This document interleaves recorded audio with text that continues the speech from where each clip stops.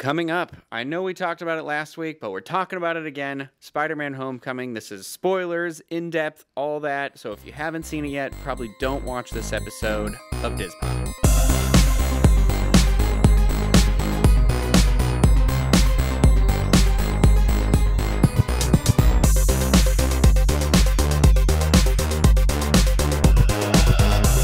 DIS Pop is brought to you by Dreams Unlimited Travel, experts at helping you plan the perfect vacation. Visit them on the web at dreamsunlimitedtravel.com. Well, hello, everybody. I am your host, Ryno and Craig, and joined today by my, I can't remember the name of the kid's friend in Spider-Man Homecoming, Craig Williams. Oh, thank you. Ahoy, hoy. Ned. Dang, I should have remembered that. Wow, this is going to be a really spoilery episode. Yeah. We're spoiling the names. Spoiler, Spider-Man has a friend. I do have fun stuff to talk about that I have learned since I did the review last week, which was like my initial feelings and impressions. I did talk about one spoiler in it, and I am actually going to address that spoiler too because I've read something that has debunked it. So I'm super happy about that. Maybe, I don't know. But so Craig also saw the movie as well. He saw it an hour after me, and a couple of people asked if we would do a spoiler review of the movie. So I have since last week rewatched Spider-Man 1 and 2. I did not get the time to watch the third one. I know everyone's like, wow, why would you even waste the time? But when you watch your franchises, you got to watch them all the way through, even the good and the bad sometimes. You know, I don't watch Spider-Man 3 as much as the other ones, but, you know, every now and then, I just like to see where it all went wrong. Oh, I agree with that. And I'll tell you right now. That is part of where it went wrong. Yeah, I had to cut away from that. Sorry, that's kids out there shouldn't be seeing that. See, I did not rewatch the Sam Raimi trilogy because I have not had enough time. But I did watch the Chad Kroeger Heroes music video in preparation. Yeah. So yeah. And how did you feel about it? Well, they say a hero can save us. I'm not going to stand here and wait. I don't care what people like. I still enjoy that song. Like, it's one of those songs where you think, ugh, Nickelback. And it's not really Nickelback because it's just Chad Kroeger and the guy from Seether. But it is one of those, like, as soon as it starts playing, it's one of those songs where you go to like change the dial because you've heard it a million times, almost like My Heart Will Go On. But then you're like, no, let it play. Oh, I can confidently say I listened to it a lot when Spider-Man came out. Yeah. Now I'm just ashamed. Yeah. Well, it was funny because Spider-Man 2's credits started rolling, and I completely forgot about the Dashboard Confessional Vindicated song. Yeah. And so it played Vindicated, then it played the Train song, which was also the other, which I actually think is a superior song to the movie. And then Michael Bublé's cover of the Spider-Man theme song, which, I'm sorry, that song, his cover is probably my favorite cover of a Spider-Man song ever because I want to get up and swing dance to it. As I do with every single Michael Bublé song. You know. I got the chance to say how I felt about it. Craig, do you want to just take a second here and tell us how your overall thoughts, just you liked it, you hated it, whatever? Oh, I loved it. So I'm sorry, I was trying to think of a fun way to put it, but I just flat out loved it. My expectations going in were... I want to say mixed because, as I've expressed before on this show and other places, I'm not a huge Team Iron Man fan, and so knowing at the start that, especially from Civil War, Iron Man bringing in Peter Parker, Spider-Man, to join his side, and then knowing that Robert Downey Jr. was going to be making cameos throughout this movie, which I wouldn't really call it cameos. He's a supporting actor that's just missing for bits and pieces and periods of time.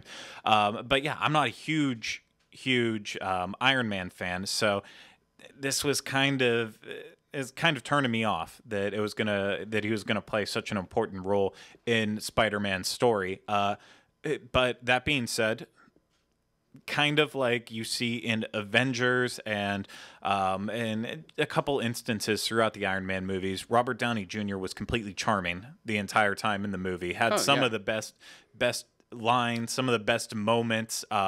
So I really can't fault it at that. The character of Iron Man in this movie was used in how I prefer it, in small but precise doses. It was also like a return to character for him. Yes. Because this is one of my complaints about, like, I do really enjoy Civil War, but I've rewatched it again finally, and it's not as strong as it was the first time I saw it. It's still really good, and it balances a character piece incredibly well. However, the story it's going is a little bare at points, and I don't like movies where it's over like a miscommunication or a misunderstanding. And then in the end of that movie, Captain America's kind of a jerk because, like, he's protecting the guy that did murder this person's parents, and he knew and just never told. And I get, like, he tried to do the right thing, and nobody's perfect, and that's the whole thing. But he's just so nonchalant about it that it annoys me because it really paints Tony Stark as the bad guy for most of the movie. Yeah. And what I love about the Iron Man character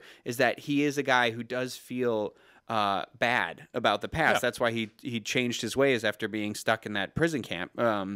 And I don't know. This was kind of like it was not the Tony I like. I like the charming Tony, like you're talking about. You know? No, and Civil War was just so tense. It was a very tense movie, and that's why for me, while I think it has rewatchability, it's not something I go to right away because it's not, I don't want to say uncomfortable, but that's kind of the feeling that you get through it. It didn't have... It's like mommy, daddy fighting. It didn't have the, like, with Winter Soldier, also a very tense movie, but in that edge-of-your-seat spy way. And then Civil War had that same mood going on, but you didn't really feel good after watching it, kind of the same way you at least had a little bit of hope for the future with Winter Soldier. But I digress. So that was why I was kind of looking down on Spider-Man because I didn't like that. Loved Tom Holland, though, in Civil War. Thought he was one of the best bits and pieces, and I think he absolutely delivered in Homecoming. He was amazing from the start all the way through. Just like I thought he was perfect casting way back in Civil War, I still think it's perfect casting. He has the right amount of arrogance, but also he is slightly naive.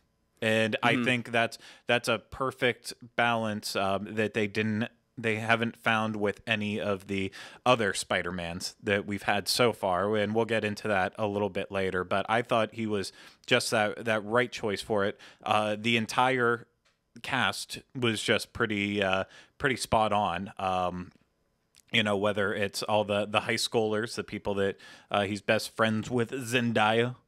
Yeah. And a lot of the other casting, Michael Keaton, extremely strong, still riding that comeback, becoming a Birdman after starring in Birdman. I didn't even think of that. I can't believe I didn't. It did not even occur to me. All over the place. Oh He's my gosh. playing the character that was also in Birdman, essentially. That's it's funny. like the exact same thing. And you know, while the plot wasn't anything like you need to go to high school or college to figure it out. It was a very easy going plot. Nothing too difficult there, but it was a lot of fun. There was a ton of laughs, a ton of great action sequences, and potentially one of the best last lines ever in any movie I've ever really seen. Appreciate that a lot. But So sorry, I was pulling a story up I had read, but so you enjoyed it, we know that, Yes. and there's no debate that it is a good movie. That's not up for debate or anything like that. And my thing is, I've said it's definitely in the top Spider-Man movies. Oh my gosh, I left my cell phone on. Sorry about Boo. that. It just what I really appreciate about this movie, and I after rewatching the Sam Raimi ones too, was that those have a very distinct tone that is all their own, and I don't think that it's not Spider-Man. I think that tone is, for me, that's the Spider-Man I grew up with, and I feel that more and more over time. Like that, I feel that it established a unique tone that was all its own, and it created its own little universe, and that is great because that's how movies were. It's like you referenced the Tim Burton Batman, like that. Well, ideally, that tone shifted dramatically, but that was the idea between the first one and the second one. Had created this kind of very distinct universe, very distinct architecture, looks to it and stuff like that. And Spider-Man was the first superhero movie that really had this mass appeal. I remember my friend who doesn't even like movies that much, like he's like doesn't like superhero movies at all. He came to me one day, and we were in high school, and I remember he was like, "Oh, I saw Spider-Man," and I was like, "You saw Spider-Man?" And he was like, "Yeah, I actually really enjoyed it too."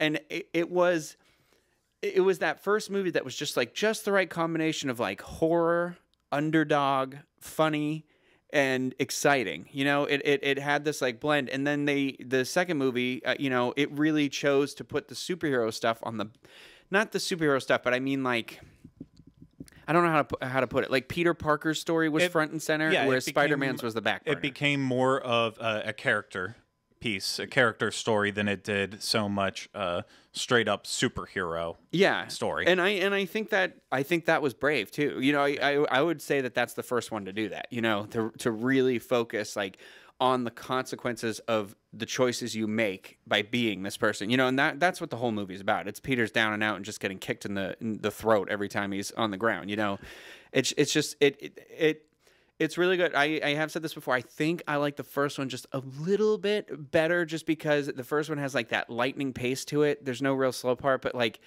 I do love the second one too. I just either way, they're really good. But what I love about this one is that it feels at some points familiar. Like, and I'm gonna point those out in a second. But what it doesn't feel like when I saw Spider-Man, The Amazing Spider-Man, I felt like I was like, ugh. When you rewatch it, I'm bored because I know what's going to happen to Uncle Ben, and I know that Peter's going to get bit by the spider, and I know, and yeah, it happens slightly different, and yeah, it's a little different. And don't get me wrong, I like Andrew Garfield quite a bit. I think he's a good Spider-Man, and it was just one of those like the movie studio they felt like they had to do an origin story again, you know. And this still was kind of an origin story, even because he's not. What I love about Spider-Man: Homecoming is he's not fully fledged Spider-Man. No. You know, he hasn't even been high enough, like, he's on the Washington Monument at that part in the movie, and he's like, this is the highest I've ever been. And then I started thinking about it later, and I was like, he really is only in Queens for most of that movie. Like, he is never really swinging from skyscrapers, you know? Yeah, no. So for me, with the Sam Raimi movies, I've had this discussion with you before, so I'll put it out there now. My issue with that trilogy of films is that I feel like, especially with the first movie itself, it tried to cast too many like serious actors, people who were definitely experts in their craft.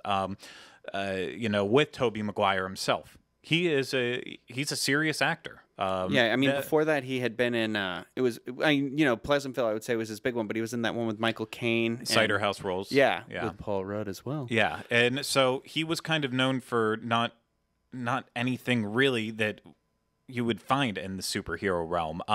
And, you know, that's obviously the norm now, is that take good actors and juxtapose them in a superhero role and see what happens. Great things can happen. But back then, that wasn't as much the case. James Franco is the weakest part of that series for me, because he was at that phase in his career where, you know, he was great on Freaks and Geeks, but then he's going into movies, and sometimes he's good, sometimes he's bad. And I think for those movies, he's mostly bad. Willem Dafoe, you know, it's a character. I think Willem Dafoe is a great actor, but he is somebody that becomes like, it's a character actor. I mean, you watch him in Platoon and you say, oh my gosh, this guy was going to have a ridiculously fantastic career. And then you see him in Boondock Saints with his weird fetishes and and then you wonder, like, okay, this is the same actor, but he's very versatile. He can do almost anything, but and that's where it kind of hurts. It's all very serious to me now, where Alfred Molina has come stretches along the way in terms of projects he's chosen, roles that he's been in.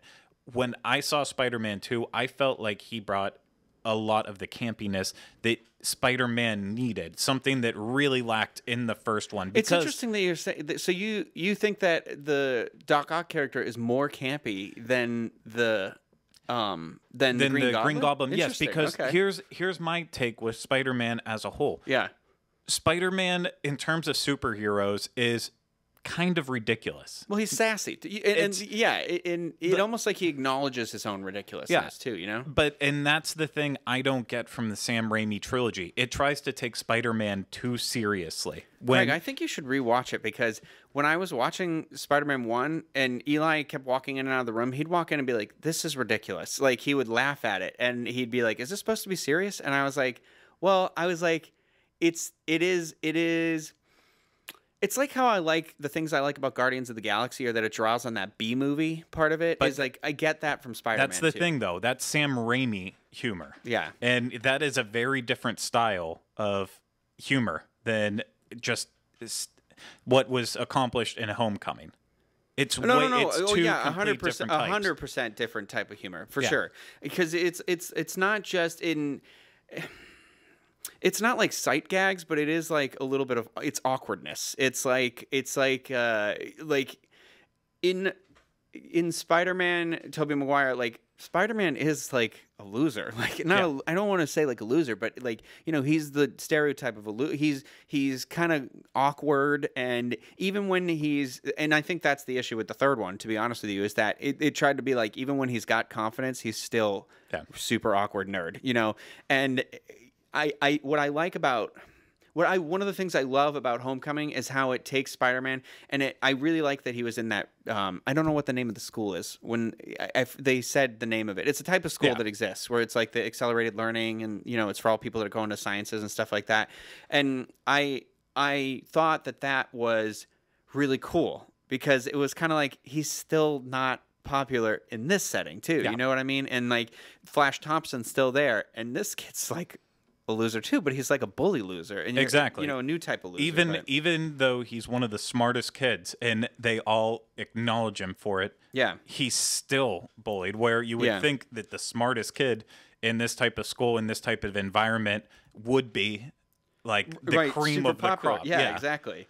There's a.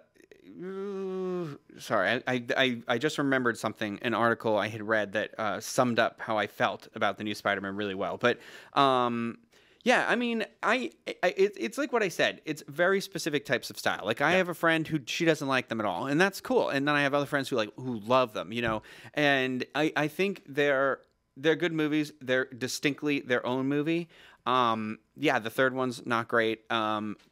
I don't really think there's much to speak about with the Andrew Garfield ones, really. Like, unfortunately, I'm not trying to be. Yeah, I completely agree. I think, and I'll be honest here, I think in a few years' time down the road, we'll look back at Michael Keaton in Homecoming, and we won't be as impressed with his performance a little bit down the road. It was great, but I think the only thing we're going to really remember it for is when it just completely, it takes when Peter Parker shows up at the door to pick up his date for Homecoming, and you find out that's when Michael Keaton's the father. God, the gas that I made in that movie theater. And and that's what I think you'll remember it for, is that it took all of us by surprise. I know there's probably a lot of people out there who completely saw it coming. And you know what? Good for you. Sometimes I can start a movie and plot out what's going to happen from the very first moment, but I did not see that coming at all. It took me by surprise that Liz was his daughter. And, you know, that's why I think it left such an impact, because for a lot of the movie, I was just kind of sitting there like, when is Michael Keaton going to like break out, and you're like truly afraid of him as a villain? Let me ask you this, because I got this vibe during the movie too. At one point, this movie played almost like Daredevil, and not in a, I don't mean aesthetically or tonal wise or anything like that, but it felt like that Daredevil feels like its own little contained thing, but it feels connected to the. I would say Spider-Man's more connected to the universe, but there was even a moment where I was like, man, this would be perfect if Daredevil showed up in this movie, because it felt like it had that same feel of the Netflix shows. Like, it felt like, you know, it's a part of the. I'd say more successfully a part of the MCU than the Netflix shows. However, it did still have that feel of its own little problem in its own little section of the world. Yeah. You know, and I think the fact that the villain, it's a family man, is also a testament to that. I was reading somewhere too that like his journey in the movie is supposed to mirror or parallel Peter's journey as well. But I'm not sure that I quite understand. I don't see that like standing out to me. But so this guy Garth Franklin, who runs Dark Horizons, which is a website I read. I think he's Australian or something. But he wrote about, because he did a ranking like we did, and he said Spider-Man Homecoming, the second or equal best of the Spider-Man films overall. John Watts' Spider-Man Homecoming works in ways so many other MCU films fail at. And bar maybe Loki, the villain is easily the most grounded and interesting of the MCU to date, with stellar underplayed work by Michael Keaton, and also the smaller focus which failed so badly in Ant-Man works far better here for me. I don't know that I'd say that Ant-Man failed for me, so I don't know that I agree with that. But I would say this is a more successful version of that contained story, for sure. I mean, I didn't like Ant-Man when it first came out, and I've watched it a couple times since, and I've appreciated it more and more each time. It's one of those, like, it feels okay to me. Yeah. Like, it could have been way worse because of everything that happened. So it was one of those where I'm like, I don't hate it, and I'm not like, I didn't run out and buy it, you know? Yeah. Tom Holland proves the most likable Spider-Man. I don't know about that, but supporting characters are solid, if caricatures, is what he said, and the overall tone is great, upbeat, sweet, and breezy. If there's a fault, it's perhaps the lack of ambition. It's good formula, but still familiar and still trapped in the genre to some extent. The plot is threadbare, and there's nothing in here that's really cinematic, which makes it feel lightweight. But he says, nice job all around from everybody. The part I would agree with the most here is that, like, and maybe this is why I felt that Netflix thing was like, when I said in my first reviewing of it, and since then I have gone back, watched the remaining ones, one of the greatest testaments I can make to those movies is that they felt like we were watching Spider-Man swing through a city. You know, like the amount of practical effects that are employed in those movies, and I think maybe that's even where it went wrong by the third one, is that we were getting into that area where we were like, all right, the digital body is really coming along. We can really just start substituting a character, a digital creation here instead of a human being. And Sam Raimi, like, even through the Spider-Man 2, those tentacles are there for a lot of the movie, you know?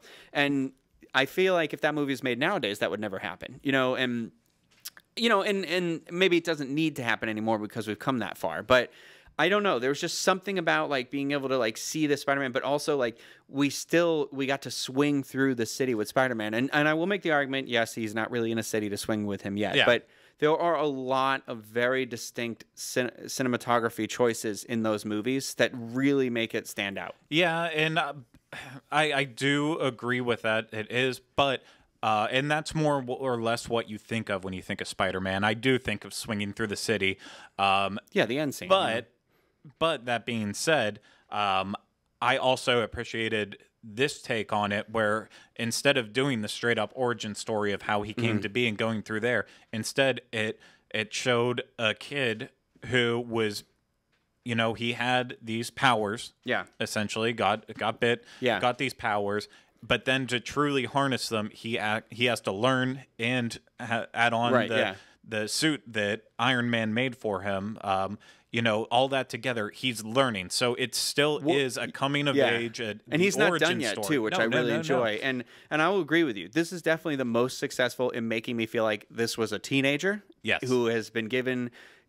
This was the most successful of showing that he's got to learn that great power, great responsibility. Exactly. For sure. That's why I know that swinging through cities will come. He's not there as a character yet. Mm-hmm. That's not where it is. Whereas Tobey Maguire, he has that learning curve where he has to start figuring it out. He's given this new power, all of a sudden has to, and then he messes it up. That's the part that I it's just, those movies are so heartbreaking to me. That's the thing, is that I really do feel, because like, when he tries to tell Aunt May in the second one about what happened, and like, he lets the guy get away. That's classic Spider-Man, though. Spider-Man at the wrestling match, Spider-Man at the thing, and I am not asking for that again. Yeah. I'm not asking for another Sam Raimi Spider-Man ever again. You know what I mean? Yes, I would have loved to have seen that story be finished, but I am embracing this Spider-Man wholeheartedly, because like I said before, I like the embracement of where we are at technologically wise. I like that it fits in so well with the MCU. I like so much that it's doing. There is a lot of consequence in this movie, though, too. When when he's breaking up the Avengers as they're robbing the bank, and it shoots the guy's store across the street. Exactly, and hits the deli, and the consequence of dealing with, okay, I screwed up and almost got this person that I visit every day killed. And then going further, the scene with the Washington Monument and almost essentially killing his friends. Yeah, I thought the Washington Monument scene was really, really good. I really enjoyed that scene. I liked a lot of that stuff, like when he's swinging through the neighborhoods and he falls down, I like that he goes to start shooting the web and there's nowhere for the web to catch, so he just has to start running. Like, it for me, it did the great thing of knowing what's been addressed in other movies and being like, well, we don't have to do it again. People know this. And even explaining his powers with Ned asking him all the questions. Yeah. Like, I thought that was awesome, Yeah, for me, that was the Washington Monument sequence was actually one of the standout sequences I'd say so. The entire movie. It was very stressful. It was very, very riveting. There was just flat out a lot of questions of what's going to happen. I think it was actually a better sequence than the ending one. Than the one on the harbor, in the bay or whatever? With the plane? With the plane going down and Vulture being foiled and all that. I think Washington Monument was more edge of your seat than that moment. Yeah, I agree, because you're like, is it going to get through the glass? How's it going to know how to suit? Oh, so I do have some fun things to talk about, too, because that reminds me about the voice in the suit. Did you know that the voice in the suit is Jennifer Connelly? Yeah, and do you know that she's married to Paul Bettany in real life, who, if you're not familiar, Paul Bettany is the voice of Jarvis in Iron Man suit before he became Vision. And I'm just like... Yes, I did know that they were married, and I did know that that was Jennifer Connelly. Actually, not even just like looking it up or anything. I love Jennifer Connelly. You could hear her voice. You heard it, yeah. It's starting with the Labyrinth, going all the way through. I know you love Requiem for a Dream, yeah. And I love Requiem for a Dream. Don't like her twist in the movie, but I love her in the really movie. Ends up in a good place. Rocketeer, like she has done so many great things. Blood Diamond. Shut up! That's a good movie. Leo's that was the movie that so got good. me to like Leo again, and so weird. Like, but I remember being like, seeing the preview of that movie and being like, I'm not watching this stupid movie. Why is he talking like that? Yeah. Like, you Blood Diamond. No, I really enjoyed though that they got her to do the voice of Karen. Yeah, I thought that was a nice touch, and really there was no moment where I was like, ugh, another Iron Man suit or anything like that. Like, I think I really enjoyed. Those differences work so well here. They played up the Spider-Man web fluid just the right amount. The Ned friend, I loved his friend Ned. I hope he sticks around for many of the movies. I love that he got to be the guy in the chair. So Craig talked about one of the big reveals, which was the Liz reveal, and that had the moment. Yeah. And then the other one that they tried to do that I did not feel like was as successful was when Zendaya at the end of the movie, they say her name during the Washington Monument scene. Yeah. So that's more than halfway through the movie it takes for them to actually say this girl's name out loud, and then they're like, Michelle, like, so you're like, oh, they whispered it, like, so it turns out she's not Mary Jane at all. Like, her nickname MJ was just a stupid, like, it's just the nickname. Kind of it's just kind of a nod to Mary Jane, and I was like, we can't really nod to Mary Jane. Like, so Kevin Feige, he says that Zendaya is playing Michelle and only Michelle. His quote is that, well, we never even looked at it as a big reveal necessarily, but more of just a fun homage to his past adventures and his past love. She's not Mary Jane Watson. She was never Mary Jane Watson. She was always this new high school character, Michelle, who we know there's an M in Michelle and M in Mary, and then he laughs like an idiot. So we're so clever, and we thought, wouldn't it be neat if the initials were MJ? And I think it leaked, and that she'd be playing MJ, and blah blah blah. So he says, is she going to date Peter Parker? Are they going to fall in love? She seems to be intrigued with him. There's a nice chemistry there, but who knows what will happen in the future films? And then Amy Pascal also said she is not going to end as Mary Jane Watson. I would actually like seeing her become a hero. I don't know really in what element, her. But yeah.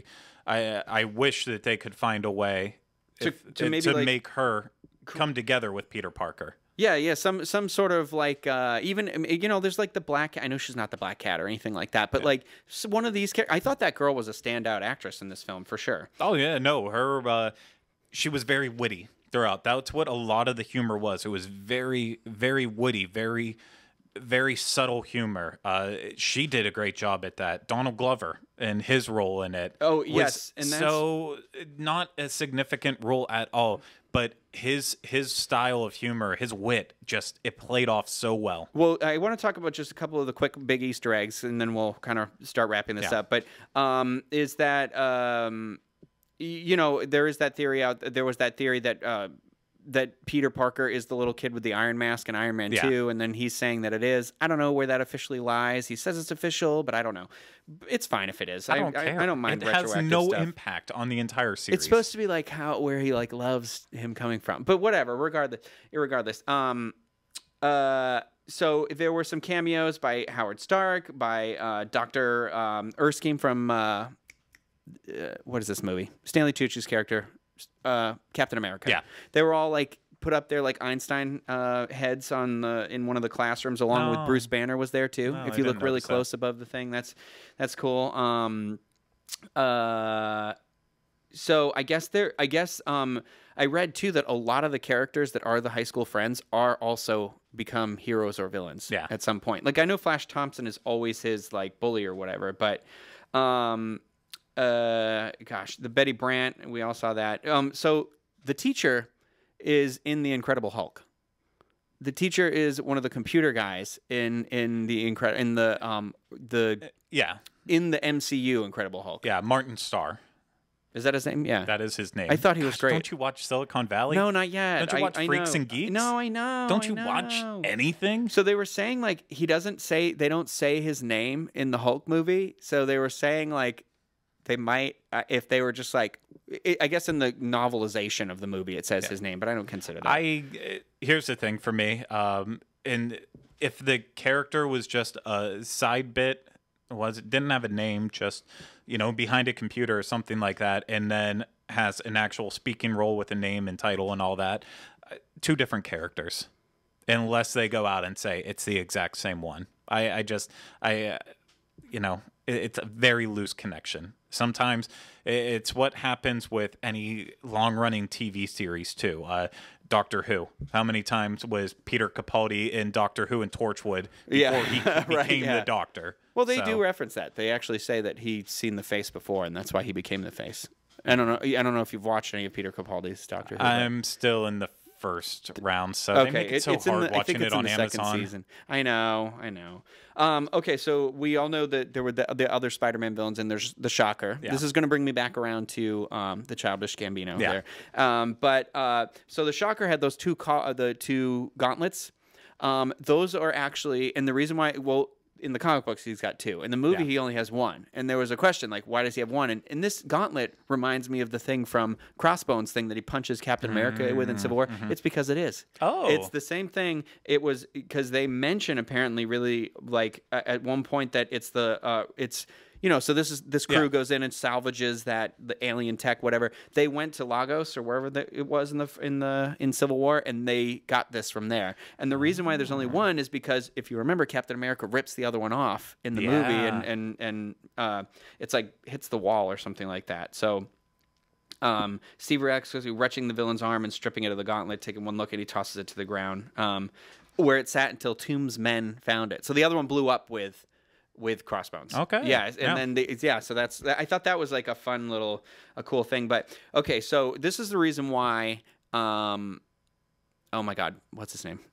Donald Glover? Donald Glover. I'm so sorry. I love Donald Glover, but he's important. His character is actually a character called the Prowler.